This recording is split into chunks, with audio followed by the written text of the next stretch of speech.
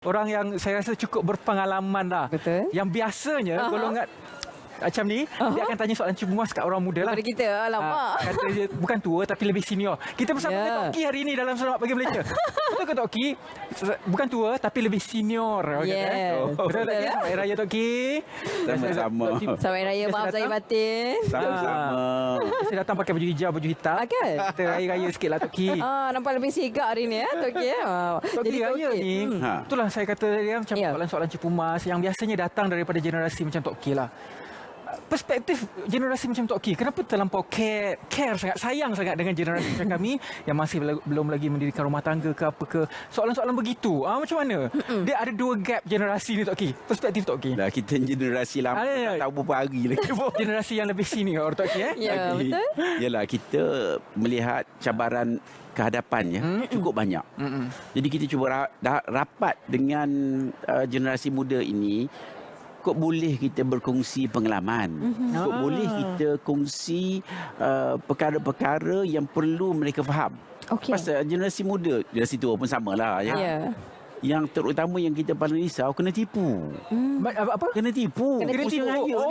Kena tipu. Okey. Yelah, pasal tambah-tambah sekarang ni kan dah ada duit EPF apa benda. Ramai yang tak pasal-pasal, free kena tipu. Jadi dalam kehidupan ni kadang-kadang kalau kita kadang-kadang kurang berjaga-jaga, kena. Dalam baik tu, dalam seronok tu dia sembelih je kita. Pakai pisau tajam je tak rasa. Betul bahaya. Jadi yang kita risau, kita kena tipu. Contohnya kadang-kadang kalau tak kena tipu pun mereka berhadapan dengan cabaran. Contohnya menjadi penjamin. Betul. Kalau jadi penjamin, cuba bayang ke ya. Kalau orang minta kita jamin. Kawan. Nak jamin ke tak nak jamin?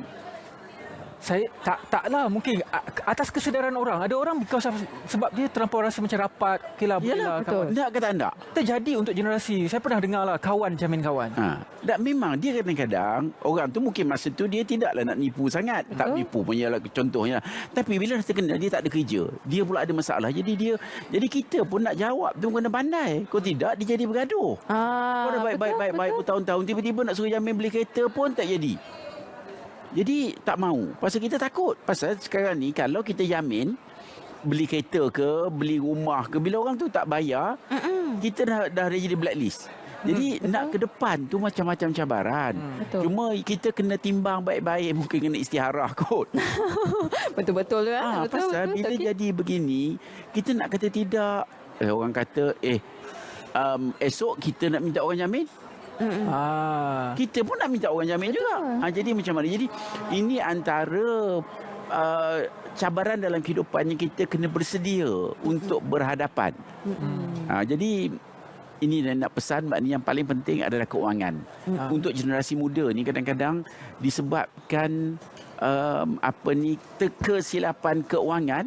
Dia jadi panjang tu. Itulah macam orang kata orang tu selalu tegur, selalu bertanya. Untuk elakkan kita orang muda ni berlaku kesilapan lah. Itu dia yang paling pengalaman penting. mereka tu lebih mahal kan. Mereka makan garam dulu kan. Orang tua makan garam lebih daripada makan nasi. Jadi tahulah tentang apa perkara-perkara yang akan berlaku kepada kita sekiranya sikap kita masih begitu lagi kan. Itu antara perkaranya. Okey, dan berbalik kepada adab beraya lah kan. Tok Ki, biasanya kalau kita pergi adab beraya, anak-anak kecil sekarang ni kebiasaannya dengan telefon. Kadang-kadang dah tak jumpa nenek tu kan, dah lah setahun sekali nak jumpa. Tiba-tiba lagi duduk dah bermain telefon sebagainya, mengasingkan diri, menjadi anti-social. Jadi bagaimana kita sebagai ibu bapa peranan lah untuk mendidik anak-anak supaya bila beraya tu letak tepilah telefon dia tu. Kena macam ni, kena ajar. Ini bukan mudah tapi kena. Kita tak boleh lari pada tu. Macam ni anak-anak semua nak kena tengok. Pasal budak-budak 2 tahun pun dah menengok telefon. Betul. Ambil telefon, mengamuk, beria-ria. Menangis malu pula. Malu juga. Jadi kita mak bapak dia jadi huru-hara. Jadi alhamdulillah lah yang kita cuba didik anak-anak cucu. Kita masa-masa tertentu tak boleh ada phone. Didik daripada awal. Kadang-kadang anak cucu kadang-kadang bila ada saudara mara, kalau tidak dia dengan phone. Jadi kita ambil phone. Kadang-kadang kena denda. Kena denda sampai no phone for one day. Sampai kena minum. Tapi kita kena didik ambil. Memang kita ada kuasa ambil. Tapi nak make sure macam mana kita nak fahamkan budak-budak ni mereka telah buat salah. Dan denda itu dia tidak menarik muka. Pasal zaman sekarang ni, phone ni sebenarnya sukar juga. Betul. Pasal dia telah menjadi pendidik pertama kepada anak-anak kita generasi muda. Kadang-kadang Betul, orang Toki. datang pun tak bangun tengok telefon, lepas tu tak kisah kat orang, lepas tu kita seolah-olah kehilangan social tu, relationship tu kalau macam hilang. Betul. Tapi saya rasa dalam situasi ini kita susah sebenarnya sebab dia teknologi dia bergerak sampai sekarang. Tapi kita sebagai generasi ni, pada pandangan saya kena fit dalam kasut kanak-kanak inilah. Apa yang saya buat waktu raya-raya, ada budak-budak datang pegang telefon kan. Saya masuk, okey ada ke YouTube, nak tengok YouTube apa? Dia start bercerita dan bercakap dengan kita. Okey. Tengok apa. Okey. Itu Ada cara sebab saya tak? lah. Kalau tidak dia sibuk dengan telefon Ya dia. betul. Kalau kita tak masuk dalam jiwa mereka dan bercakap dengan mereka Ya, apa tengok, kita tak adalah komunikasi tu. Okey. Tak ada bagi saya kalau nak salahkan mereka tak okey. Tapi betul-betul sebenarnya cukup ramai. Kadang-kadang yang gamers ni pun ya Rabbi, Ya. influencer cukup dia punya ramai. Betul. Juta pun ada. Betul. Jadi macam mana kita nak didik sesuatu ke dalam generasi ini melalui benda yang dia suka. Saya pun ada cakap dengan orang yang memang kerja di itu, saya kata cuba masukkan program-program, contohnya masuk program game Sultan Okey. Muhammad Al-Fatih. Jadi supaya dia ada minat, supaya dia ada minat untuk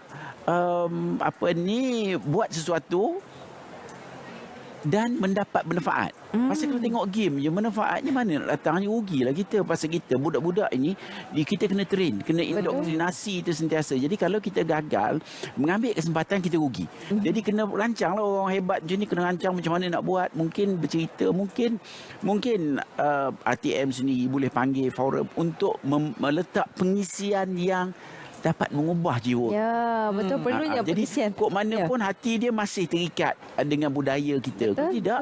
Sekarang ni dah manalah Korea lah, dengan Jepunnya, dengan mana-mana. Jadi kok rugilah kita. Itu betul. Jadi itulah sebenarnya Ya, kita nak fitkan masuk ke dalam jiwa kanak-kanak itu sebenarnya bukan mudah. Tapi nak tak nak itu yang kita kena lakukan. Betul. Macam Sophie pun ada anak dan sebagainya. Kita sambunglah selepas ini Sophie. Ya, banyak sangat perbincangan kita Saya nak nak. tahu juga lah Sophie macam mana. Ya. Kalau pulang ke kampung, orang bandar pulang ke kampung, orang anak-anak muda ni dia akan rasa macam, oh ini sebenarnya keadaan di rumah mak ayah. Contohnya isu Tok Ki, pulang ke kampung tiba-tiba tengok rumah mak ayah ni, Allah tak bersepah. Macam orang tua ni dia ada satu habit, bukan semua orang tua tapi dari segi masalah psikologi, hoarder, suka simpan barang lama. Macam mana tu Tok Ki? Sayang nak buang Sayang tu. nak buang. Jadi orang zaman takutnya sekarang persepsi ni- orang pula macam mana pula kan? Orang zaman sekarang ni dia buang aja, dispose. Ya, Betul. Allah. dispose je. Tapi sebenarnya ialah itu mungkin budaya. Tapi Okey. sebenarnya Toki nak nasihatkan ni, semua barang-barang kalau boleh dia ada RRR, reuse, recycle, repair. Pasal zaman sekarang ni dilatih untuk buang aja. Kadang-kadang hari Toki lah. Kan tempat kereta tu nak tekan turun naik tu kan. Satu rosak je. Nak kena tukar semua. Betul. Jadi saya rasa itu untuk environment pun dia tidak merupakan satu benda yang baik. Mana kita kena menjaga, cuba guna sebaik mungkin. Kalau tidak dia jadi pembaziran. Pasal zaman sekarang ni antara yang paling kita risau dalam masyarakat kita adalah pembaziran. Contohnya makan bulan puasa ni pun makan, ada tempat hotel sampai 200 lebih pun ada. Cuba bayangkan. Betul. Tak pengsan ke tu makan, macam mana nak makan pun. Betul. Jadi masalahnya bukan itu. Masalah kita mendidik. Itu merupakan proses kita mendidik masyarakat kita supaya mungkin kalau di rumah kita makan sikit kan. Mungkin saya pun boleh RM5 je kot kita makan. Ada sampai 60, 120, 300. Jadi dia akan naik. Dan benda ini saya rasa ialah dia proses pendidikan yang perlu juga ada kawalan. Kalau tidak dia bebas sesuka hati je. Jadi benda ini pada Tok Ki merupakan satu benda yang kita anggap sebagai cabaran. Pasal makanan berkurangan, pembaziran meningkat. Bila ini berlaku, esok yang patut boleh makan pun tak boleh makan. Dan Tok Ki juga nak berkongsi, nak minta kawan-kawan kita yang menjaga hotel-hotel ini supaya jangan buang. Makanan ni kan tak habis pun, tak buka pun. Tapi disebabkan orang tak makan, dia dah ikut menu dah serve, buang aja. Maknanya dia kena sedia apa dia panggil apa tu Tupperware. Tingkat. Tingkat. Tupperware mahal sangat. Okey. Itu pun satu juga mahal kalahkan makanan. Jadi kita nak apa ni mangkuk tingkat ke plastik ke supaya tak ada Kan plastik, Plastik lah bawa balik plastik belilah dia boleh beli hotel. Jadi benda-benda sebegini kita kena wujudkan proses pendidikan. Pasal kita sayang ni kita sayang ni. Kalau tidak generasi bila generasi kita dah pupus dah tak ada orang pun ingat pun. Jadi benda-benda seperti ini kita budaya tidak boleh tengok Jepun kita kena belajar. Saya rasa setengah-setengah benda kita belajar macam Jepun. Betul. Maknanya walaupun dia moden tapi dia ikut dia kimono dia lipat macam ni, dia punya jenis-jenis kimono, adab dia tak lari. Takut kita rugi. Pasal tu kita tengok kadang-kadang sekarang ni dia ada satu budaya yang mungkin mak bapak tak ajar. Salahnya mak bapak. Salahnya juga generasi kita juga. Cuba tengok anak-anak kadang-kadang datang kan beraya, kita bagilah duit raya. Kita bagi duit, dia buka kat situ, dia buang. Betul. Depan kita juga depan tu kita kan. juga. Lepas tu kita jadi maknanya mak bapak dia pun mungkin tak boleh nak ajar dah. Pasal dia pun seraya pun setahun sekali kan. Jadi dia pun tak perasan. Jadi benda-benda seperti ini takut dia merosakkan satu budaya buang. Betul. Satu lagi budaya tak ingat pada orang. Jadi benda-benda ini sensitif. Jadi kita kena tentukan keluarga kita masih dalam dokongan budaya itu tak lari. Maknanya kita depan pun kita tak lari. Ni kalau dah belajar luar negara dah lupa. Tadi masalah ni kata. Baru 2 minggu kan. 2 minggu dia dah lupa. Jadi ini antara bendanya. Balik-balik speaking London lah. Yes. Sir, I don't understand you. Can I get a glass of water? Water kan. Itu dia. Okey, jadi ini antara budaya yang boleh kita terapkan. Perlu untuk kita didik kan. Kita kena wajibkan diri kita macam ni generasi muda. Macam US. So, you kena make sure tidak pasal you masih lagi. Kalau generasi anak you, dia akan putus.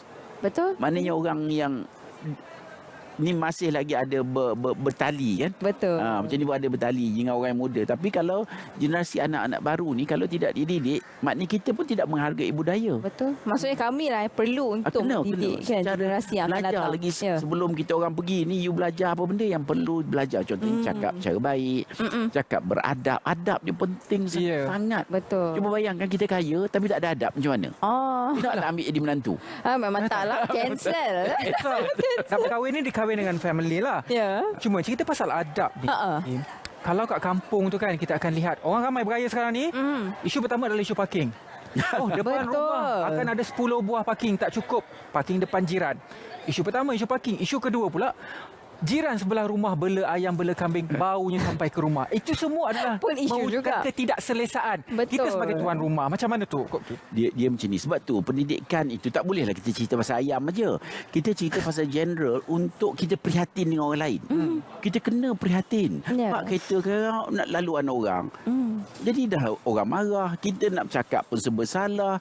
Tak bercakap pun jadi orang balik sekali-sekala macam tadi. Jadi maknanya kita kena banyak belajar untuk prihatin dengan orang lain yang juga mungkin tidak suka apa yang kita buat ataupun pak jauh sikitlah, berkorbanlah dalam kehidupan ini untuk mewujudkan masyarakat yang harmoni. Dia kena ada pengorbanan. Ahli masyarakat itu semua kena berkorban. Betul. Macam ni duduk katakan dia kereta banyak dalam menggalang orang. Dan ini pun kita memang kadang-kadang memang sukar lah. Tapi kita kalau ada sifat prihatin itu, ialah kadang-kadang kita pun kena jaga. Neighbor ni pun kena jaga. Bawa balik, belilah buah-buahan bagi. Jadi bila hati itu dah okey, insya-Allah dia pak kereta air ubah sejak aku nak keluar. Maknanya dia tidak ada tidak dengan muka masam. Ada toleransi lah kan. Toleransi faham. Jadi benda ini kena dibiasa-biasakan. Ambil kesempatan raya ni, bagilah kuih ke neighbor ke. Betul. Ajak datang ke rumah ke. Jadi dia akan wujud suasana yang luar biasa. Percaya. Hati pun lebih tenang. Tenang. Kan? Asyik dah sakit jiwa je. Betul. Okey, dan selain daripada tu, kita dah cakap tentang duit raya tadi, isu parking tadi, bau-bau kan dan sebagainya. Dan antara perkara yang cukup penting jugalah ibu-ibu ni, ibu ayah lah tu, utamanya ada anak-anak kecil kan. Kadang-kadang anak-anak kita ni kita tak boleh nak kontrol lah tu kan. Jadi anak-anak suka bermain, kadang-kadang terlanggar pula pasu, mungkin TV. Itu yang menggerunkan kita semua kan. Jadi perlunya peranan penting ibu bapa lah untuk kawal anak-anak. Kalau kita nak makan, orang mungkin tuan rumah jemput makan, mungkin bergilir ke suami isteri kan. Bagaimana pendapat Toki? Dia macam ni tau. Toki cakap kan ada orang marah. Toki cakap macam ni tau.